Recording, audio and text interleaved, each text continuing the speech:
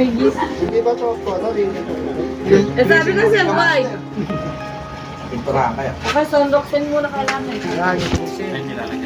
Sunday, May 18, eksaktong 6:09 ng umaga nang nirelease yung mga ibon namin sa Tagudin, Ilocos Norte. Second lap derby nga namin dyan sa BBC Nueva Ecija at kompleto pa yung mga ibon ko.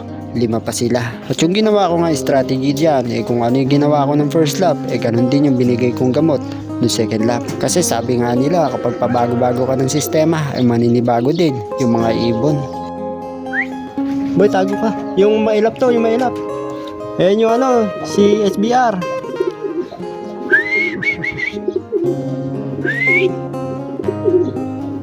Nice boy. SBR ulit. Siya ulit yung first bird oh. Kaso natangay ano. Pasok. Boy. Pasok. Okay. Landa. Ganun, dinoble na? Oo, dinoble nga. Okay. 5, 2, 7. Dalawang 5? Hindi. Isa lang. 8. 1,008 po. 1,008. Maganda tumataas na yung speed oh. Ayaw ng mamahaling gamot at saka patoka. Yung off color oh. Second bird. Ay, kinina ng mic. Dapat dyan ka kasi. Uli na lang kita. Nagpauli ka na dito sa labas. Ayos live of color. Si Hulita.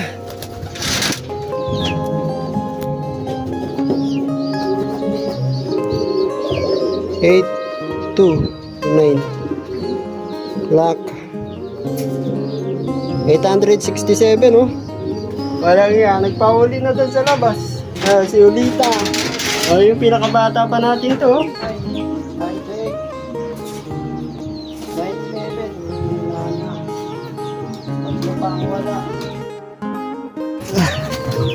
Ito mga kalapatids, may uwi tayo siya. Clock pa. Pasok. Pagod oh. Pasok. Good job.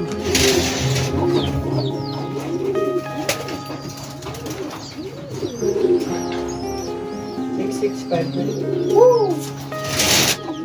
Clock pa, 768. Dalawa pa kulang. Si 986. Hen.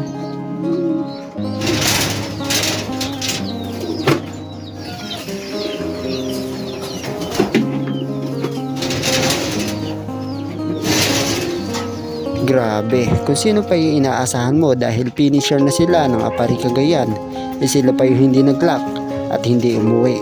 Time check, 9:37, malapit na yung cut-off ko. At ang nagka-clock pa lang ay 1,628 over 3,024.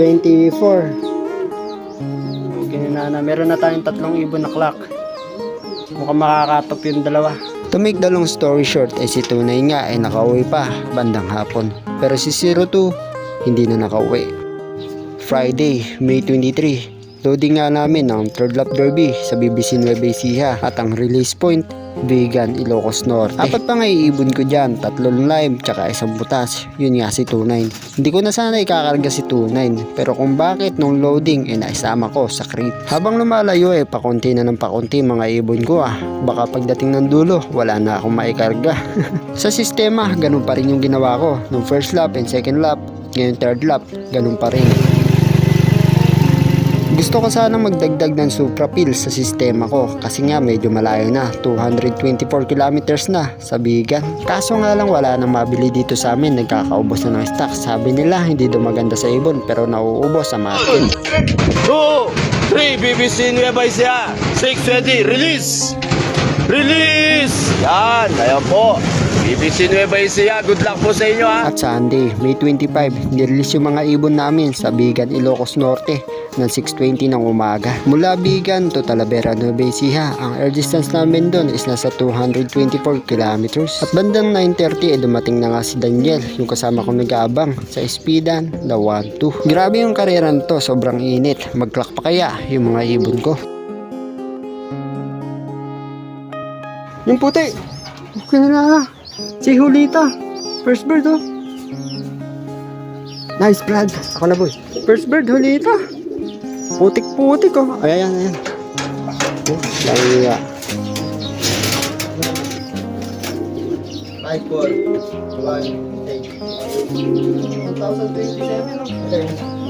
Live siya dito, siya pa sa record. 1,027. Siya pa yung ano siya. Oo, siya pa yung pinakabata no. Siya pa nauna. Ulita, buti nire-entry ka sa up color. Hanggang tuhod yung puti. Punlaan to, yung dinapuan. Ayun no, grabe yung putik niya oh. Dapat yung 3. Aray ko. Nagulat ako sa ibon na to kasi siya yung pinakabata sa grupo. Nasa 5 to 6 months pa lang siya. Pero siya pa, yung naunang ibon namin sa bigan. At habang pinapainom ko nga si Julita, siya naman pagdating ni SBR. Ayun, sa wakas. Pasok! Live. Sino pagod? Hindi nga, namahinga. Namahinga. Alas, dalawa na, live. Ayun. Dalawa na, live. Tataba. Mataba. Di pumapayat yan eh. Boss Marvin, live pa tayo. 7. 7-7. Ayun. 880. Sticker. Ayun siya.